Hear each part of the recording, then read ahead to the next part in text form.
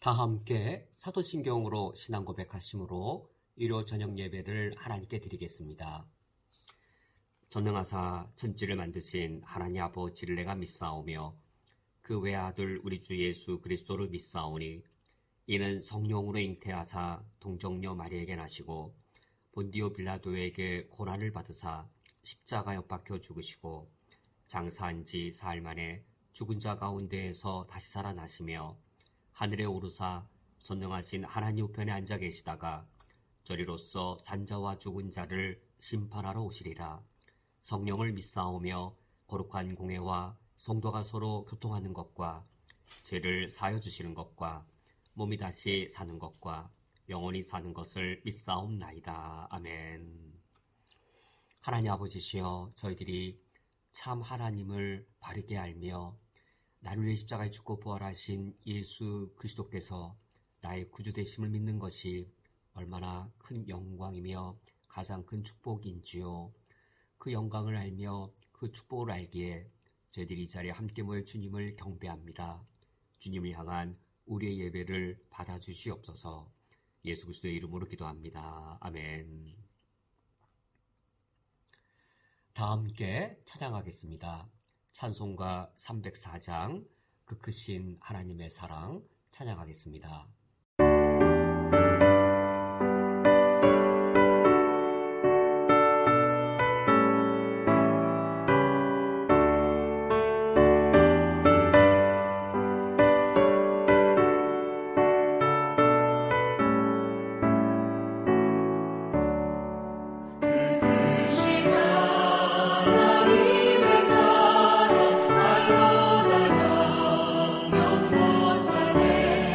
저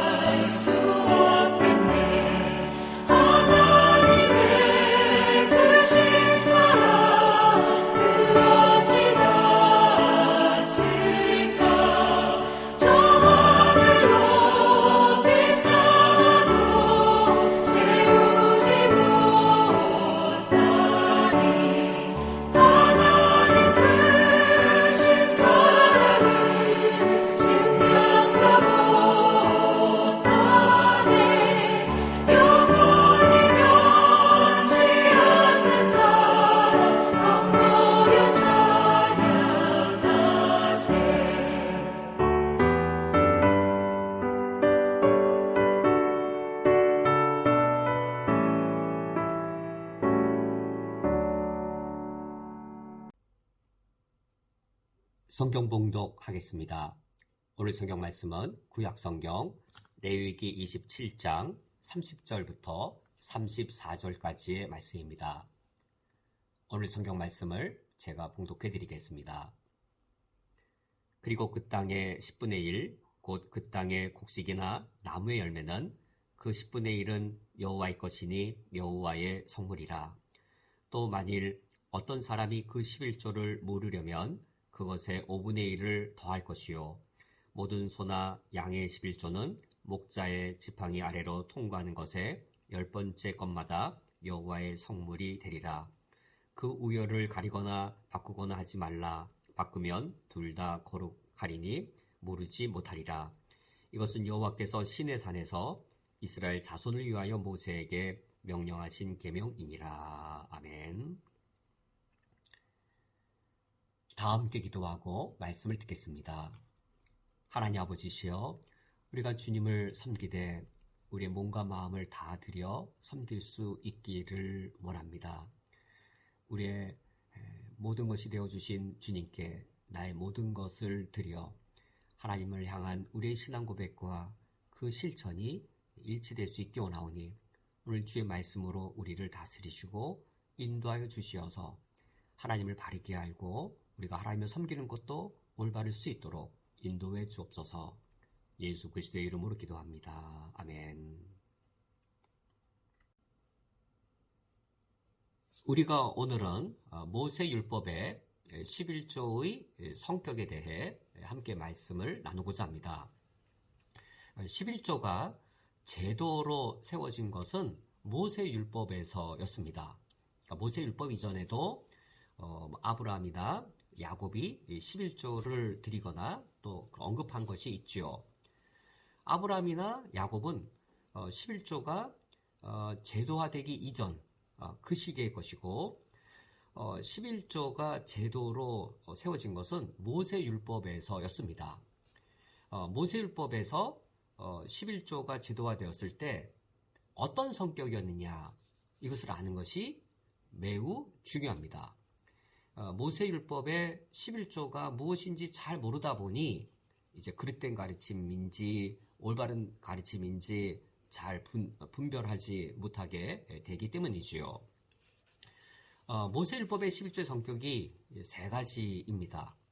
언약적, 제의적, 신정국가적 이란 세 가지 성격을 갖고 있습니다. 우리는 오늘 그 중에서 이 언약적인 성격, 구약시대의 11조는 언약적 성격을 갖고 있다라는 좀 어려운 표현인 것 같긴 한데, 이제 자주 듣다 보시면 어떤 의미인지 이제 잘 느껴지실 겁니다. 어렵지 않게 느껴지실 겁니다. 모세율법의 11조는 언약적이었다라는 사실을 우리가 오늘 살펴보고자 합니다. 왜 모세율법의 이 세 가지 성격, 언약적, 제의적, 신정국가적이란 이 모세율법의 성격을 배워야 되는가? 이 성격을 모르기 때문에 또 이 성격에 대해서 우리가 무지한 상태에 있을 때에는 잘못된 가르침이 이게 옳은지 그른지 분별하지 못하고 잘못 가르쳐 주는 대로 받아들이게 되기 때문입니다. 특히 그 잘못된 가르침을 베푸는 자가 저처럼 이름 없는 목사라면 귀등으로도 들리지 않을 것이기 때문에 참 다행입니다. 그런데 만약 잘못된 가르침을 베푸는 자가 조용기 목사와 같이 세계적인 슈퍼스타 반열의 목회자라면 어떠하겠는지요. 조용기 목사가 쓴 하늘 문을 여는 11조란 책을 제가 구입하여 읽으면서 참 이렇게 우리 그리스도인들이 이 더럽고 정말 말도 안 되는 이 가르침에 속을 수 있을까? 어떻게 이런 잘못되고 더럽고 악한 이런 가르침에 넘어갈 수 있을까? 조윤기 목사가 가르친 대로 이 11조의 내용이 옳다면 우리 하나님 정말 나쁜 하나님이다. 이런 방식으로 11조를 지킬 때에 우리 하나님이 더욱더 선하시고 우리 하나님이 더욱더 너그러우신 분이 되셔야 되는데 그렇지 않거든요. 어떻게 이렇게 더럽고 악한 이 가르침이 어쩌면 이렇게 큰 권위를 인정받아서 열정적으로 힘있게 또 이 헌신적으로 헌금을 하도록 이끌어낼 수 있을까? 한편으로 이해가 되지 않고 또 한편으로 또 이해도 되었습니다. 제가 담임 목회를 하면서 이 11조 헌금이 얼마나 소중한지를 더욱더 알게 되었습니다. 11조 헌금은 우리 한국교회 대부분은 11조 헌금을 드리고 있죠. 이 11조 헌금은 우리 한국교회가 아름답게 지켜온 존중할 만한 전통입니다. 저는 앞으로도 한국교회의 11조 헌금의 이 전통이 바르고도 올바르게 잘 계승되기를 바라고 있는데 전제 조건이 있는 것이죠. 바르게, 올바르게 11조가 이해되고 11조가 실천되어서 그동안 우리 한국교회 안에서 11조 헌금이 너무나도 큰 역할을 했던 것, 앞으로도 계속해서 그 큰 역할들을 계속할 수 있기를 바라게 됩니다. 이처럼 소중하고 큰 역할을 해왔고 할 수 있는 11조 헌금, 그러나 조윤기 목사가 가르치는 이 그릇되고 더러운 잘못된 가르침들, 과연 그것을 어떻게 분별해낼 수 있을까? 어떻게 분별하여서 이 바르고도 올바르게 우리가 11조를 드릴 수 있을까?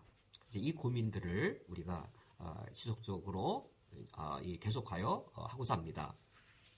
그러면 11조 헌금의 이 언약적 성격을 살펴보기 전에 과연 조윤기 목사가 하늘문을 여는 11조란 책에서 11조 헌금을 어떻게 가르쳤는지를 대표적인 몇 가지 경우들을 한번 예를 들어서 살펴보는 것이 좋으리라 생각됩니다. 27가지 구체적인 상황, 이럴 때도 11조를 해야 됩니까? 저런 상황에서도 11조를 내야 됩니까? 이렇게 구체적 상황을 27가지에 담아냈기 때문에 우리의 이제 대부분의 상황들이 다 여기에 나타나 있는 것이죠. 첫 번째는 이겁니다. 11조를 드릴 때 총수입에서 할 것인가 순수익에서 할 것인가 라고 조윤기 목사가 묻고 여기에 답변합니다. 직장인들이 월급을 받을 때 이제 세금이 감면된 상태에서 받겠죠.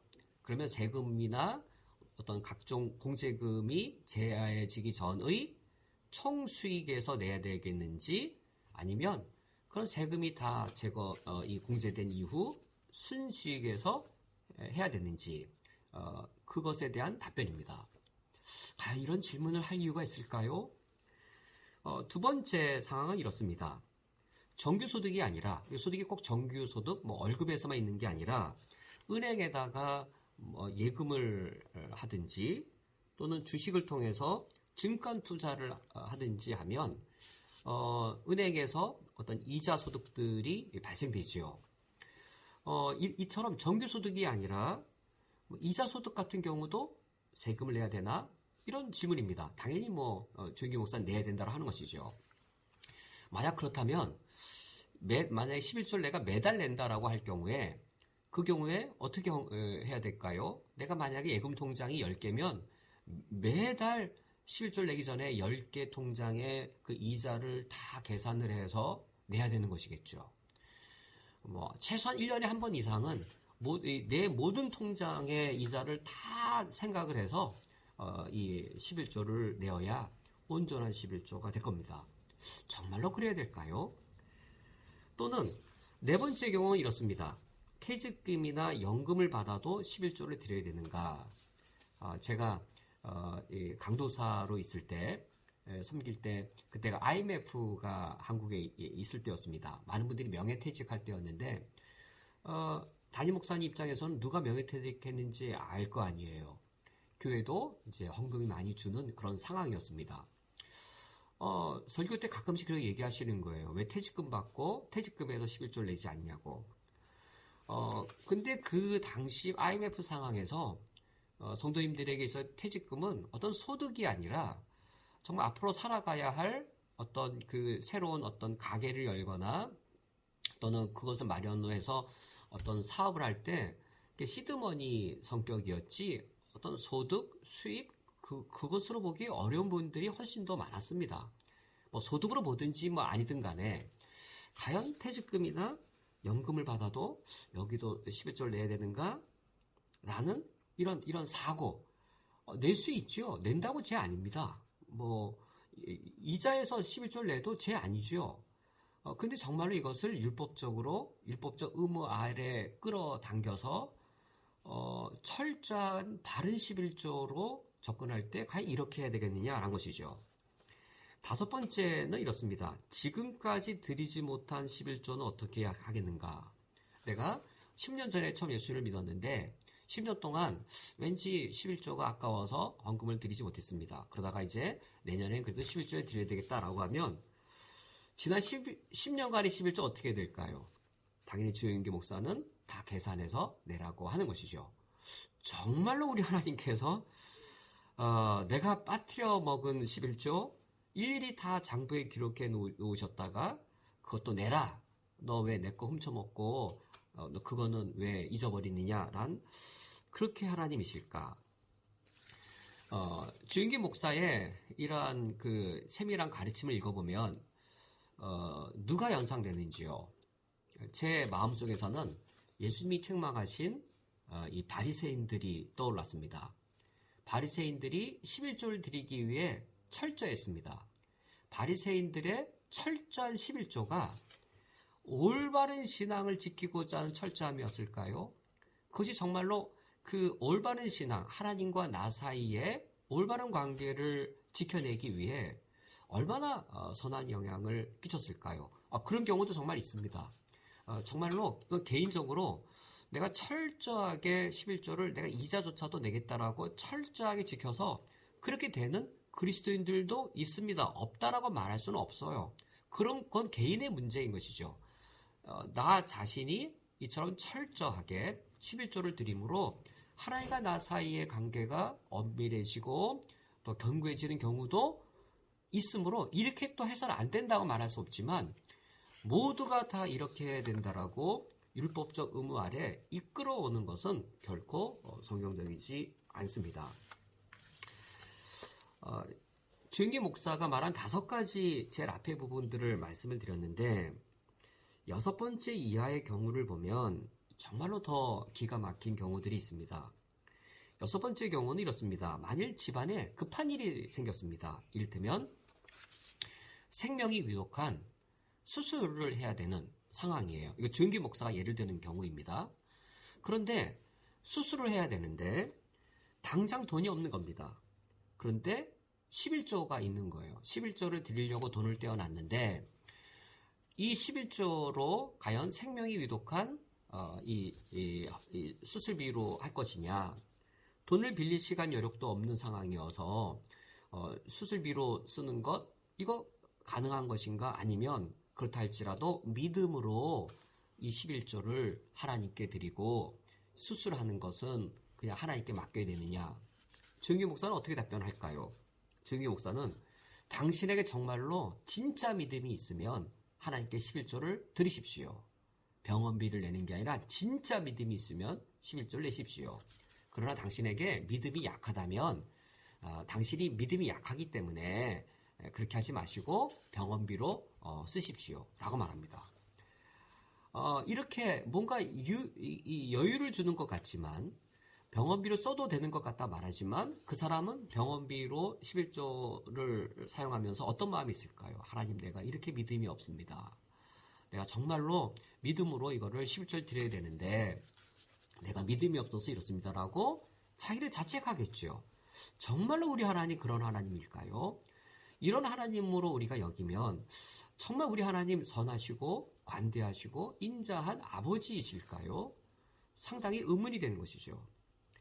8번째와 11번째의 경우도 상당히 이제 비성경적인데 8번째의 경우에는 이렇습니다. 어떤 가난한 학생이 있었어요. 다른 사람이 학비를 대신 내주었을 경우에는 어떻게 해야 되는가?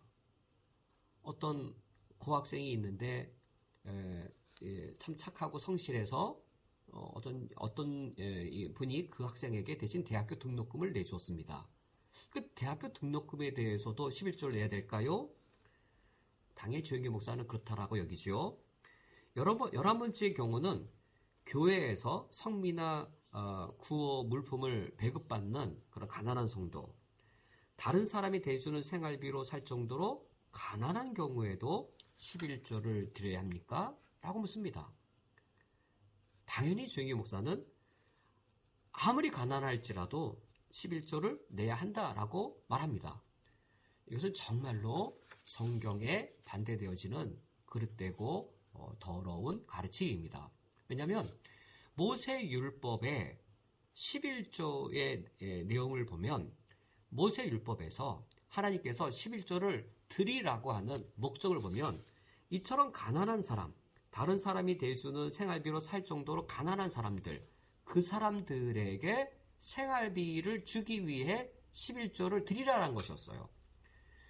구약 성경에서 고아나 가부나 객, 이런 가난한 사람들은 11조를 받는 대상이지 11조를 드리는 대상이 아니었습니다. 그러나 조영기 목사는 이처럼 반대로 둔갑시키는 것이죠. 11조를 받는 그 대상, 이들을 위해 11조를 드려야 되는데 그들이 11조를 드려야 된다라고 그릇되게 가르치고 있습니다. 12번째에서는 선물을 받았을 때 어떻게 되느냐. 누군가 나한테 10만 원짜리 상품권을 주었으면 거기 만 원을 드려야 된다라고 말하죠. 빚이 있다면 11조보다 빚을 먼저 갚아야 되는가? 11조를 하나님께 안 드리면 하나님께 훔치는 것이 되니까 이제 11조를 먼저 드리고 빚은 갚지 않는 격이 되는 것이죠. 그러면서도 22번째 11조를 드리면 성경 말씀대로 정말 물질적인 복을 받는가 라고 하여서 조영기 목사는 11조를 드리면 하나님의 복을 받는다. 이 책의 제목이 하늘 문을 여는 11조입니다. 하늘 문이 열리고 복이 내립니다. 축복이 내리는 하늘 문을 여는 비결이 뭐냐면 11조인 것이죠. 하늘 문을 여는 11조. 하늘 문을 열고 하나님이 복을 내려주시는 그 길, 11조를 드려보아라. 그러면 하나님이 하늘 문을 여셔서 복을 내리신다라고 말합니다. 이 더럽고 말도 안 되는 이방 종교적인 가르침을 듣고 왜 한국교회 성도들 중에 결코 적지 않은 상당수가 그처럼 가난 속에서도 그처럼 율법적으로 11조 생활을 철저히 하는가. 한편 이해가 안 되면서도 이 기복의 동기로 이처럼 11조를 드리는구나 라고 여기면 슬픈 마음 가운데 이해가 되기도 하지요. 이해가 된다는 말이 정당화 된다는 말은 결코 아닌 것이죠. 24번째에서는 유산 상속 받았을 때, 25번째에서는 재산에서 이겨서 손해배상을 받았을 때, 26번째는 사고를 당해 보험금 지급을 받았을 때, 이때도 11조를 내야 되느냐? 다 내야 된다는 겁니다. 교통사고 났는데 어떤 위자료나 여러 보상금을 받았으면 그것도 헌금을 내라.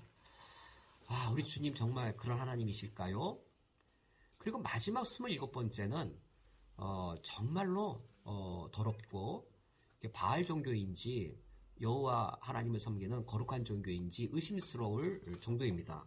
27번째 마지막 경우는 이겁니다.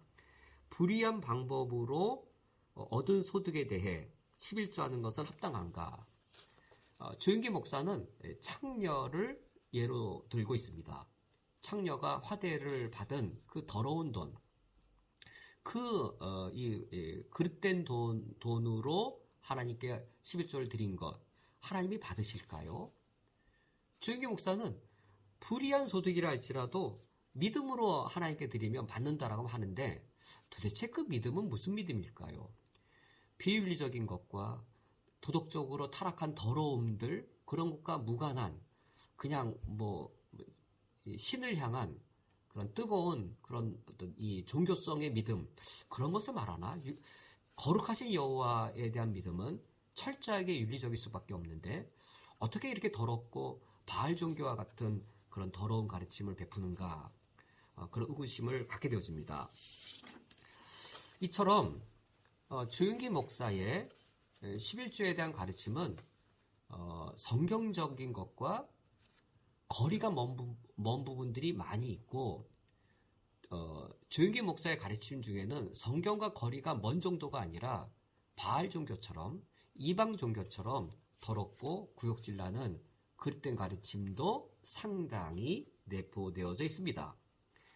이러한 11조 생활을 철저하게 했을 때에 그때 이런 철저한 11조가 하나님 앞에서 나를 더욱더 정결하게 만들고 하나님 앞에서 나를 더욱더 거룩하게 만드는가가 중요한 것이죠. 이런 식으로 철저하게 11조를 하면 할수록 탐욕에 매이고 윤리에 대해 무감각하게 되어서 양심이 마비되어지는 것이죠.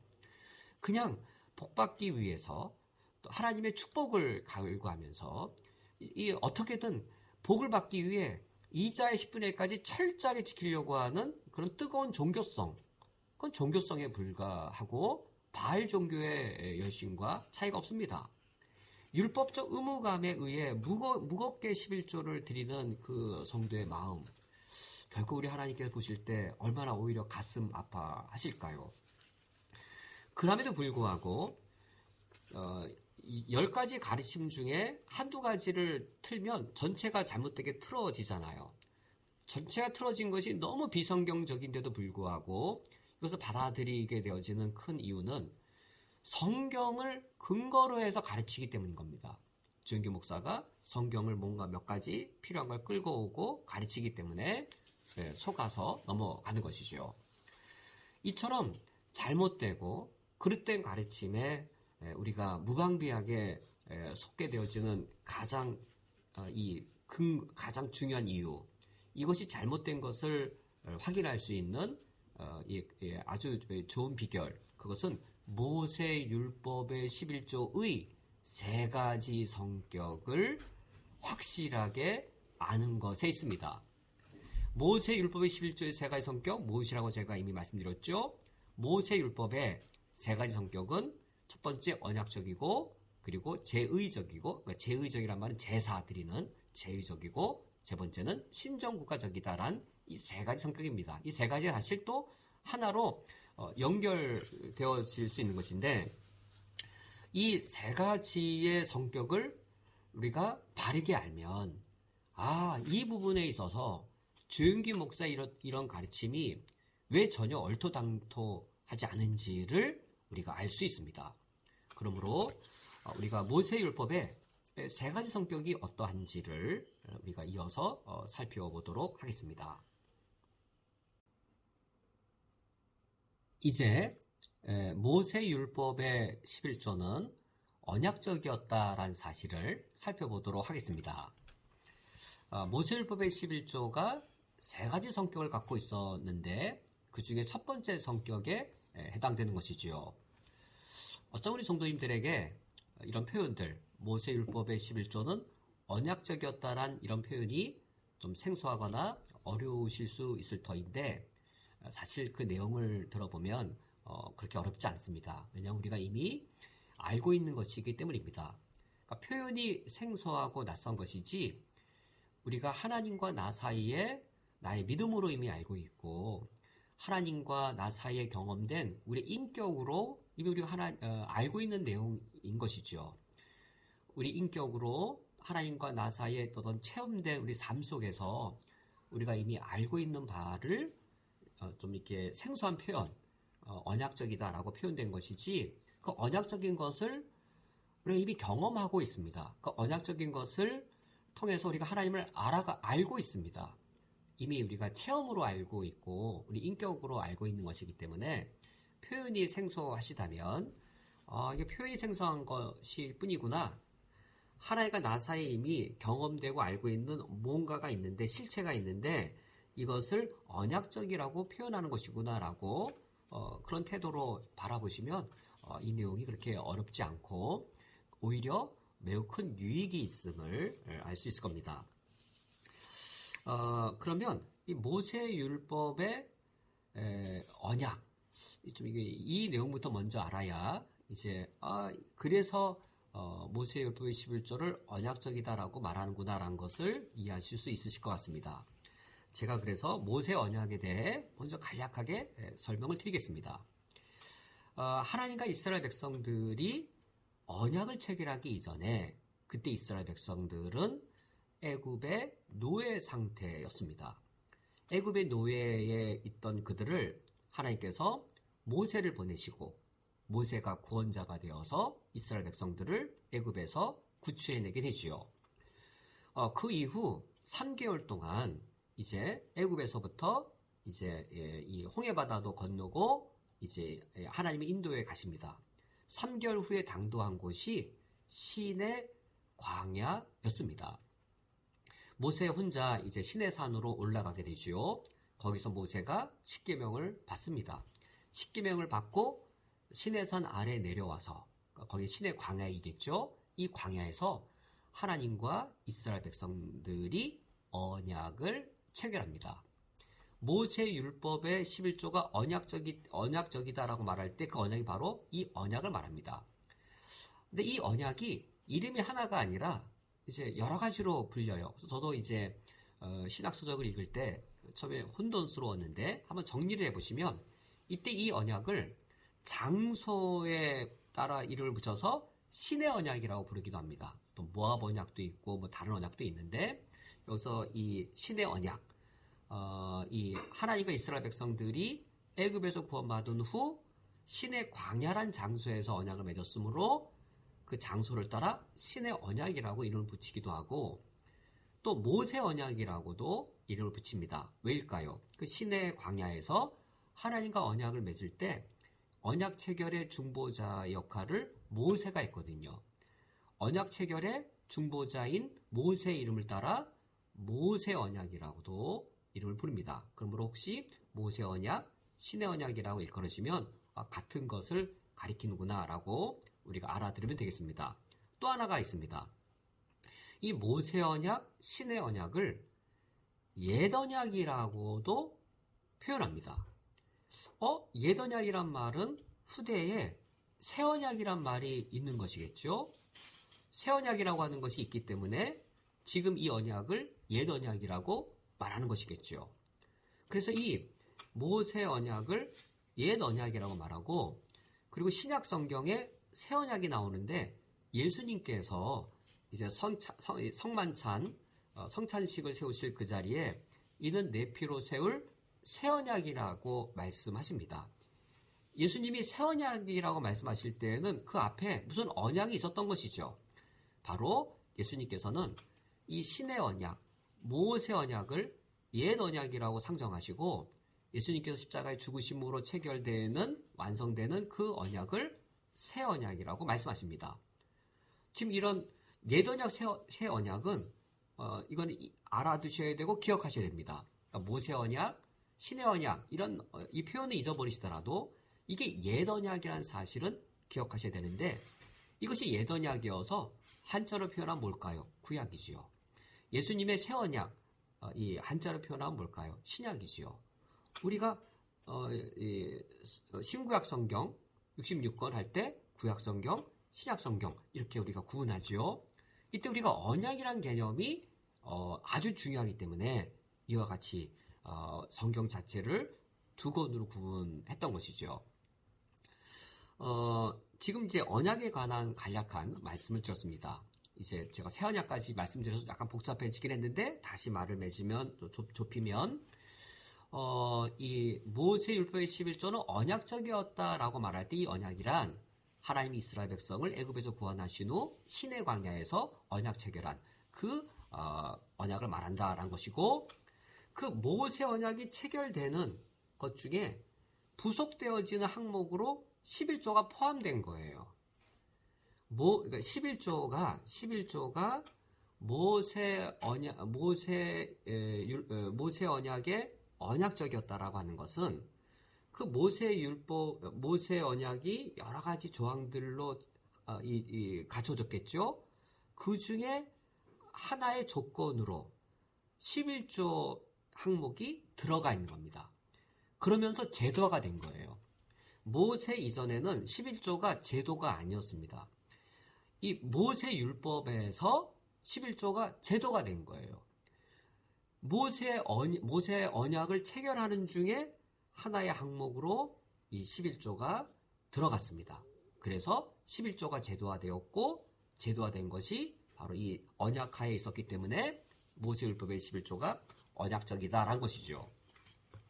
그 내용을 우리가 오늘 읽은 레위기 27장 30절에서 34절 내용을 통해서 확인할 수 있습니다. 모세율법의 5가지의 본문이 모세율법의 11조를 잘 알려주고 있는데 우리가 기본에 충실해야 이제 다른 진전된 내용을 우리가 잘 분별할 수 있지요. 레위기 27장 30절부터 34절의 내용 우리가 오늘 읽은 본문인데 한번 유념해서 보시기 바랍니다. 30절에 보면 그리고 그 땅의 10분의 1, 그 땅의 10분의 1이니까 이것이 11조이지요. 지금 이 모세율법에서, 이 레위기가 모세율법에 속한 것이거든요. 이처럼 하나님과 이스라엘 백성이 시내산에서 언약 체결하는 이 중에 지금 이 언약 체결의 항목 중에 11조도 제도로서 지금 들어가는 겁니다. 그 땅의 10분의 1, 여기 땅이란 말에 유념해야 됩니다. 제가 왜 땅이 중요한지를 이후에 말씀드리겠습니다. 그 땅의 10분의 1, 곧 그 땅의 곡식이나 나무의 열매는, 그러니까 땅이 반복되지요. 그 10분의 1은 여호와의 것이니 여호와의 성물이라. 땅의 10분의 1을 땅에서 이제 곡식이 자라고 나무의 열매가 이제 추수되었습니다.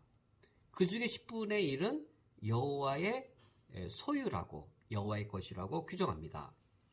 그리고 32절에 보면 땅의 곡식이나 나무의 열매와 10분의 1을 드리는 것이 아니라 동물들, 짐승들도 드려야 되죠. 그래서 32절에 모든 소나 양의 11조는 목자의 지팡이 아래로 통과하는 것에 10번째 것마다 여호와의 성물이 되리라. 이제 짐승들도 이제 이 하나님께 제물을 드려야 되는 11조로 드려야 되는데 이제 어떻게 10분의 1 드리냐면 목자가 막대기를 이렇게 세워두면, 지팡이를 세워두면 그 아래로 이 양이 지나가겠죠. 그래서 하나, 둘, 셋, 넷, 10번째 지나가는 양, 다시 또 열을 카운트해서 또 다시 10번째 지나가는 양, 그렇게 이제 택하는 겁니다. 그런데 10번째 지나가는 양이 아주 토실토실하고 아주 튼실해요. 근데 바로 9번째 양은 아주 빼빼 마르고 작아요. 그럼 이제 이거 9번째가 10번째가 되면 또 작은 거를 드릴 수 있지 않을까 싶어서 순서를 바꿀 경우도 있겠죠. 33절에 그 우열을 가리거나 바꾸거나 하지 말라. 바꾸면 둘 다 거룩하리니 무르지 못하리라. 이제 그걸 금지한 겁니다. 하나님께서는 그 10번째 양이 9번째가 튼실하고 10번째가 작을지라도 그거 상관 안 하시는 것이죠. 그냥 10번째의 이 양들을 11조로 드리게 했습니다. 이처럼 11조를 드리는 것, 채소일 수도 있겠고 동물일 수도 있습니다. 이렇게 11조를 법으로 만드신 거예요.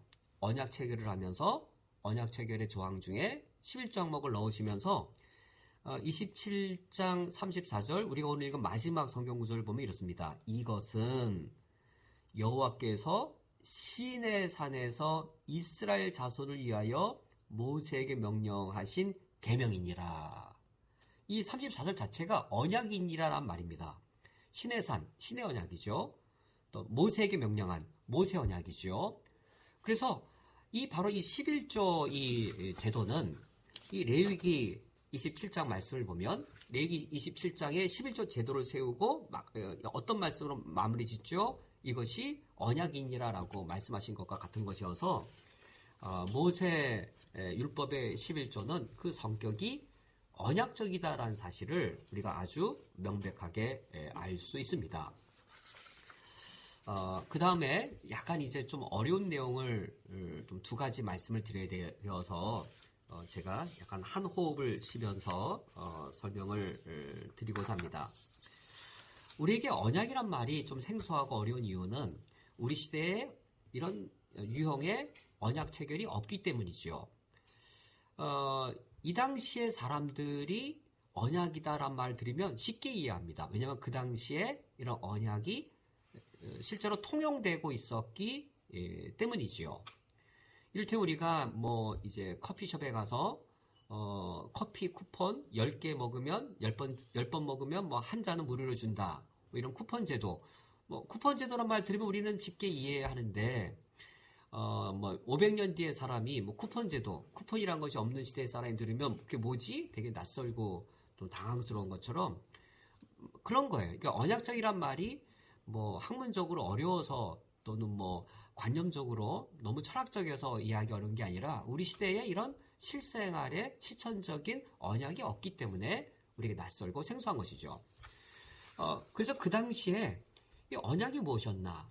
뭐 이를테면 오늘날 뭐 커피숍에 10번 커피를 먹으면 뭐 한 번은 공짜로 준다라는 쿠폰 제도를 이해하면 뭐 쉽잖아요. 그것처럼 이 당시에 언약 제도를 이해하면 11조가 이런 거구나. 11조가 언약적이라고 하는 것이 이런 것을 말하는구나라고 우리가 이해할 수 있습니다. 그래서 제가 다시 그 당시에 어떤 언약이 있었는지를 설명을 드리겠습니다. 언약은 물론 개인과 개인 사이에도 체결되어지는 그런 사적 언약도 있었지만 이 11조를 언약적이다라고 말할 때에는 학자들의 분석에 의하면 국가와 국가 간의 언약 또는 왕과 신하 간의 이런 언약, 좀 더 개인이 아닌 큰 이 규모의 언약을 가리키는 것이었습니다. 당시 이 나라에서는 이 시대에서는 이제 아주 큰 나라, 제국을 건설할 만큼의 큰 나라도 있고 그 제국의 아래 봉신 국가로서 이제 이 종주국을 섬겨야 되는 작은 나라도 있었던 것이죠. 이 큰 나라가 어떤 작은 나라와 언약을 맺습니다. 큰 나라와 작은 나라가 언약을 맺을 때는 이건 당연히 동등한 수평한 관계의 언약이 아니라 수직의 관계가 되는 것이겠죠. 이 수직의 이 관계를 맺는 것이 종주권 언약입니다. 종주와 봉신 간에 맺는 언약입니다. 이 종주, 이를테면 이제 뭐 커다란 제국의 황제이지요. 큰 나라의 왕이 자기 나라 땅을 다스리다가 자기 주변 인근에 또 멀리 떨어져 있는 땅의 지역의 작은 나라까지 이제 자기의 통치권 아래 속하게 할 수 있는 것이죠. 또는 이 작은 나라가 큰 나라를 향해 요청할 수도 있습니다. 왜냐하면 이 작은 나라 옆에 또 다른 큰 나라가 있는데 이 큰 나라가 자기를 이제 만약에 침략해서 멸망시키려고 할 때에 이 또 다른 큰 나라에게 도움을 요청할 수 있지요. 이 군주여, 내가 당신을 나의 종주로 모시겠습니다. 저 대적으로부터 저 나라로부터 침략을 막아주세요. 라고 보호를 요청할 수도 있죠. 그래서 자발적으로 봉신이 되어줄 수도 있는 것이죠. 이런 경우 맺어지는 언약이 종주권 언약입니다. 이것은 평등한 언약이 아니고 수직의 언약입니다. 구약 성경을 보면 평등한 관계 언약도 나오는데 이 11조의 이 문맥에서의 언약은 종주권 언약입니다. 하나님이 종주가 되시고 이스라엘 백성이 봉신이 되어지는 그 언약을 말합니다. 이때 종주는 어떤 의무가 있을까요? 이 봉신을 지켜주고 보호할 의무를 갖습니다. 그러면 이 봉신은 어떤 의무를 갖고 있을까요? 이 봉신은 종주를 그들의 유일한 왕으로 섬겨야 할 의무를 갖습니다. 그러면서 이 종주국의 영토가 있을 것이고 종주국의 바깥에 봉신국의 영토가 있겠죠. 이 영토는 누구의 소유일까요? 종주국의 황제의 그 왕의 소유라고 고백을 해야 되는 것이죠. 봉신이 이 땅은 당신의 땅입니다. 당신의 땅이라고 하여서 이 봉신국의 왕이 종주국의 왕에게 조공을 드리게 됩니다. 자기 나라 땅에서 나오는 그 곡식이나 그 땅에서 길러진 가축의 일부를 이 조공으로 드리게 되는 것이죠. 지금 제가 종주권 언약을 말씀드렸잖아요. 이 종주권 언약을 놓고 보면 지금 11조가 어떤 성격인 것을 알 수 있을까요? 이 11조가 바로 이 종주권 언약의 형태를 취하고 있고 이 하나님이 이 종주국의 황제가 되시는 것이고 이스라엘 민족은 봉신이 되어서 하나님은 자기 백성이 이스라엘을 보호해 주십니다. 지켜주십니다. 하나님의 소유인 이스라엘을 그 누구도 건드릴 수 없고 하나님의 보호와 지켜주심 아래 이스라엘 나라가 있는 것이죠. 그 대신에 이 봉신인 이스라엘 나라는 어떤 의무가 있는 것이냐면 오직 여호와 하나님 한 분만을 나의 왕으로 섬기면서 우리가 살아가는 이 가나안 땅은 우리의 소유가 아니라 여호와 하나님의 소유된 땅입니다. 여호와 하나님의 소유된 땅이므로 이 땅에서 자라나는 채소의 10분의 1을 이 땅에서 우리가 기른 양과 염소의 10분의 1을 하나님께 드립니다. 이게 10분의 1인데 조공의 성격을 갖습니다. 이 사실을 주장한 학자들 중에 한 명이 유진 메릴인데 제가 확인한 학자가 유진 메릴 한 사람이지 이제 다수의 학자들이 이런 주장을 합니다. 올바른 해석입니다. 11조는 봉신으로서 종주국의 왕이신 하나님께 그 땅의 소산을 10분의 1로 드리는 조공의 성격을 갖고 있습니다. 제가 아까 레위기 27장 말씀을 함께 나누면서 땅이 중요하다고 말씀드렸죠. 왜 땅이 중요하냐면 11조가 그 땅의 주인이신 여호와에게 당신이 주님이 이 땅의 주인이시고 이 땅의 모든 산물의 주인이십니다라는 그 주인됨의 고백으로 땅의 소산의 10분의 1을 드리는 것이기 때문입니다. 그래서 레위기 27장 30절에서는 곡물의 11조를 레위기 27장 32절에서는 가축의 11조를 드림으로 11조 품목이 땅의 소산으로 제한되어져 있습니다. 그래서 최초의 11조는 땅의 소산이 아닌 어떤 상업거래 이런 돈으로 되는 것은 나중에 후대의 일이고 최초의 21조는 저는 땅의 소산으로만 하나님께 드리도록 한 이유는 11조가 이 조공의 어떤 그런 성격을 나타내고 있는 것이기 때문입니다. 이처럼 11조가 땅과 깊은 관련을 갖고 있고 그 땅의 조공의 성격이라는 사실은 그 이후 유대교의 관습을 보더라도 확인되어지는 한 사실이 있습니다. 11조가 땅과 깊이 관련되고 11조는 땅으로부터 나온 소산의 조공이다. 10분의 1로 조공을 드리는 거다라는 사실은 이제 요 한 사실을 보면 더 명확해집니다. 유대교인들은 팔레스타인 땅 밖에도 유대인들이 살 거 아니에요.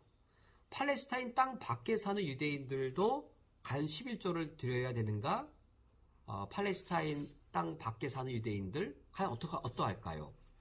전통적으로 유대인들은 11조의 의무는 팔레스타인 땅에 사는 유대인들에게만 있다라고 여겼고 이제 디아스포라가 되어서 팔레스타인 밖에 사는 유대인들은 11조가 없는 것으로 11조의 의무가 없는 것으로 여겼습니다. 왜냐하면 11조는 이처럼 땅과 깊은 관련이 있는 것으로 여겼기 때문입니다.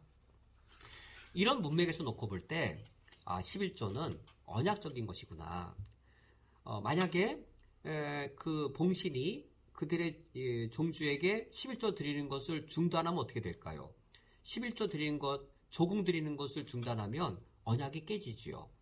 조공을 아주 성실하게 드리는 것, 조공 드리는 걸 지킴으로 종주국과 봉신국가의 언약 관계가 지켜지는 것처럼 11조가 언약적이다라고 말할 때에는 그때는 11조 드리는 것을 지켜서 하나님과의 언약 관계가 지켜질 수 있었습니다.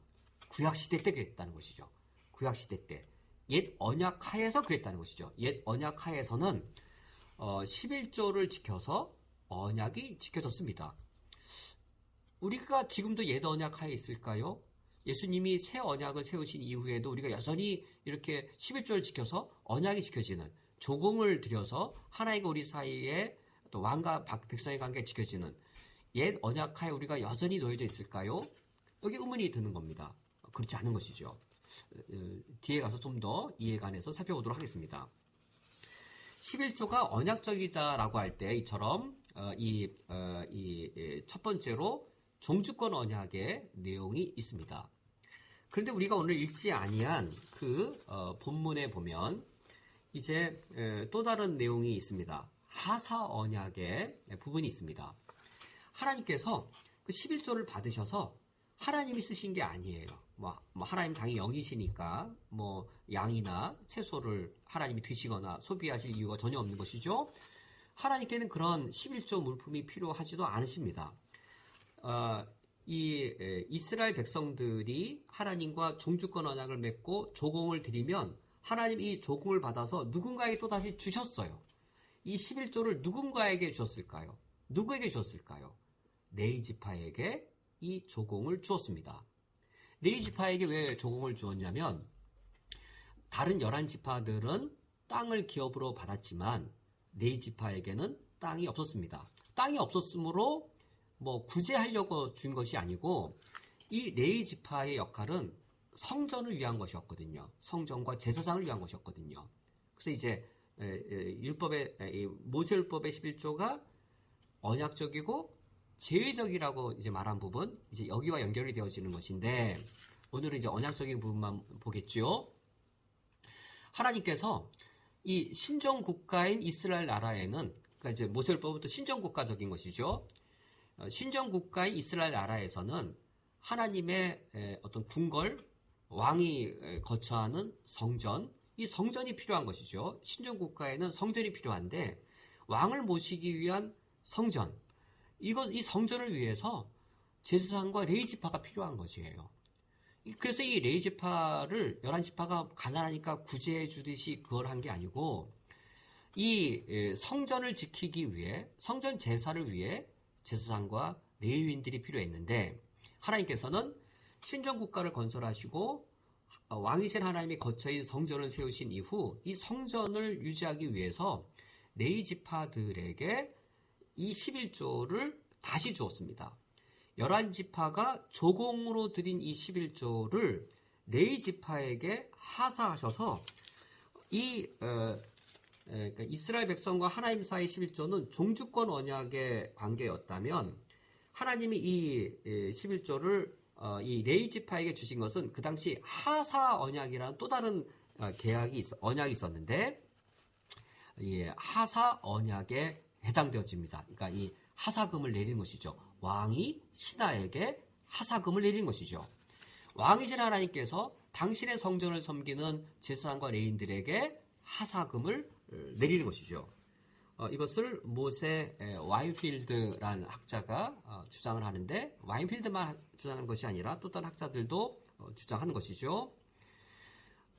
그래서 이처럼 모세 율법의 11조는 이스라엘 백성들이 하나님께 드릴 때도 종주권 언약의 성격을 취하고 있어서 언약적이고 이 11조 헌금을 하나님께서 레위 지파에게 다시 주심으로 이 레위 지파가 받는 하사 언약이어서 언약적입니다.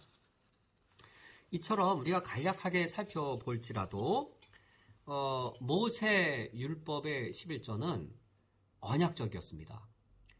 이 언약적이라고 하는 기본 성격을 우리가 지킬 때에 조영기 목사가 그릇되게 심지어 더럽게 이 바알 종교처럼 11조를 왜곡시키는 것 왜 잘못되었는지 우리가 알 수 있습니다.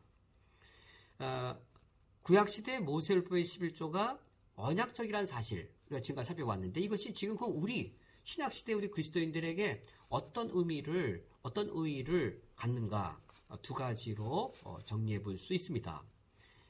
첫 번째로는 모세율법이 시행되기 이전 그때의 11조들이 있습니다. 그러니까 성경으로 말하면 출애굽기, 레위기, 신명기 이런 모세율법이 5가지죠. 창세기, 출애굽기, 레위기, 민수기, 신명기. 그러니까 모세오경 중에 출애굽기부터 신명기 여기서 11조가 제도가 되었어요.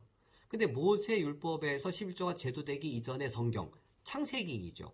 창세기에서도 아브라함이 11조를 드리고 야곱이 하나님께 10분의 1, 11조를 드리겠다 약속을 하거든요. 모세율법의 제도 이전에 그냥 이 모세 시대 사람들의 그 풍속 속에 10분의 1을 드리는 11조란 풍속이 있었던 거예요. 아브라함이 11조 풍속, 야곱도 그 당시 하나님을 믿지 않는 사람들 간에도, 여호와를 믿지 않는 사람들 간에도 10분의 1의 풍속이 있었던 거예요. 그런 그 당대 사람들의 10분의 1을 드리는 그 풍속을 따라 아브라함이 하나님께 10분의 1을 드리고 야곱도 10분의 1을 약속한 거죠. 그런데 조윤기 목사와 같은 그런 이 그릇된 목회자들이 아브라함도 하나님께 11조를 드렸으니 우리 신약시대 우리 그리스도인들도 11조를 드려야 된다라고 말하는 것. 모세 율법 이전에도 11조를 드렸으니 모세 율법이 종결된 이후에도 우리가 11조를 드려야 된다라는 이 주장은 지극히 잘못된 그런 주장에 속합니다. 이 모세 율법의 11조가 언약적이었던 이 사실을 우리가 볼 때에 이 11조 엄수주의자들이 이 사실을 아주 매우 축소시키고 있고 간과시키고 있기 때문인 것이죠. 두 번째는 모세 율법의 11조가 모세 언약하에 시행되었다면 오늘날 우리 그리스도인들은 옛 언약하에서 이제 우리가 헌금 생활을 하는 것이 아니라 예수 그리스도에 의해 성취된 새 언약하에서 우리가 헌금을 드리고 있는 것이죠. 유대인들이 11조를 드려야 됐습니다. 왜냐하면 그들은 옛 언약하에 있었기 때문입니다. 우리가 복음서를 읽어보면은 이제 바리새인들이 11조를 드립니다. 예수님께서 그것을 허용하시고 인정하세요. 왜냐하면 아직 옛 언약하이기 때문에 옛 언약 아래에 있는 유대인들은 옛 언약 아래에 있으므로 옛 언약인 모세율법의 11조를 따라 하나님께 10분의 1을 드려야 되는 겁니다. 그런데 예수님이 십자가의 죽음과 부활로서 이 옛 언약이 성취되었습니다. 이 옛 언약이 성취된 이후 우리는 옛 언약의 지배로부터 벗어나서 우리는 예수님이 세우신 새 언약하에 우리가 있습니다. 우리는 신약시대 우리 그리스도인들은 옛 언약의 율법적 의무에 매여 있지 않아요. 그래서 유대인들이 옛 언약하에서 하나님을 섬기는 방식과 우리가 새 언약하에서 하나님을 섬기는 방식을 비교해보면 너무 달라요. 우리가 성전에서 제사장에 의해 양을 잡거나 서로 번제를 드리는 방식으로 옛 언약의 방식으로 하나님을 섬기지 않아요. 새 언약에서는 하나님이 주신 우리에게 자유가 있습니다. 우리는 옛 언약이 아닌 새 언약 하에서의 자유로 하나님께 예배를 드린 것이죠. 그렇다고 해서 옛 언약과 새 언약이 전혀 무관한 건 아닙니다. 옛 언약과 새 언약에는 연속성도 있고 불연속성도 있어요. 불연속성이라고 하는 건 이거죠. 옛 언약하에 우리가 의무로 매어 있던 것, 연속적이지 않는 부분이 있는 거예요. 불연속적인 부분이 있는 거예요. 물론 옛 언약하에 하나님을 섬겼던 이스라엘 백성들, 그러나 여전히 신약시대 그리스도인들도 새 언약하에 지켜야 될 연속적인 부분도 있어요. 그런데 조윤기 목사와 같은 11조 엄수주의자들은 불연속적인 부분을 충분히 고려하지 않고 오히려 불연속적인 부분조차도 연속적인 것처럼 무차별하게 가르쳐서 구약시대의 유대인들처럼 오늘날 우리 그리스도인들도 새 언약하에서도 옛 언약 시대처럼 이 율법을 11조를 드려야 된다라고 잘못되게 가르치고 있습니다. 오늘 말씀을 맺도록 하겠습니다. 신약 시대의 우리 그리스도인들은 새 언약 아래에서 우리가 하나님을 자유 가운데 하나님을 섬기고 있습니다. 이런 언약적이라는 사실, 우리가 새 언약 하에서 자유 가운데 하나님께 헌금을 드리고 있습니다. 새 언약 하에서 자유 가운데 헌금을 드리는 것이 옛 언약 하에서 율법적 의무로, 율법적 제도로서 11조 제도를 지켰던 것과 단순히 직접적으로 동일시할 수가 없습니다. 그런데 조윤기 목사는 둘을 단순히 동일시해서 불연속적인 측면을 간과시키는 매우 큰 오류를 범하고 있습니다. 그러면 모세율법의 11조 어떤 것이고 우리는 어떻게 신약시대에서 11조를 드려야 되는가, 어떤 의미로 11조 헌금을 드리고 또 사용해야 되는가, 그 내용들은 이제 두 번째, 세 번째 성격들, 모세율법의 11조는 언약적인 것만이 아니라 제의적이고 신정국가적이었다라는 사실까지 우리가 더 나가면 이제 지금 남는 의문들에 대해 답변을 더 얻을 수 있을 겁니다. 우리가 11조에 관해서 좀 비교적 좀 느리게 말씀들을 나누고 있는데 하나님 아버지 앞에서 우리가 11조라고 하는 주제를 통해 헌금의 의미를, 좁게는 헌금의 의미를 우리가 다시 한 번 더 정립해보고 넓게는 헌신의 의미를 우리 각자 하나님 아버지 앞에 돌아보는 계기가 되기를 원합니다. 함께 기도하시겠습니다. 하나님 아버지시여, 우리 안에 하나님을 섬기고자 하는 열망을 주시어서 감사드립니다. 정말로 하나님을 더 진실되이 더 헌신적으로 섬길 수 있기를 원합니다. 나를 다 드려서 주님을 섬기기를 원합니다. 이러한 헌신의 열망이 우리에게 식지 아니하게 해주시되 헌신의 뜨거움들이 올바른 방향과 올바른 동기 가운데 올바른 목적을 가지고 또 올바른 방식으로 드려질 수 있게 해주옵소서. 예수 그리스도의 이름으로 기도합니다. 아멘. 다 함께 주기도로 오늘 예배를 폐하겠습니다. 하늘에 계신 우리 아버지여, 이름이 거룩히 여김을 받으시오며 나라가 임하시오며 뜻이 하늘에서 이루어진 것 같이 땅에서도 이루어지이다. 오늘 우리에게 용할 양식을 주시옵고 우리가 우리에게 죄 지은 자를 사하여 준 것 같이 우리 죄를 사하여 주시옵고 우리를 시험에 들게 하지 마시옵고 다만 악에서 구하시옵소서. 나라와 권세와 영광이 아버지께 영원히 싸움나이다. 아멘.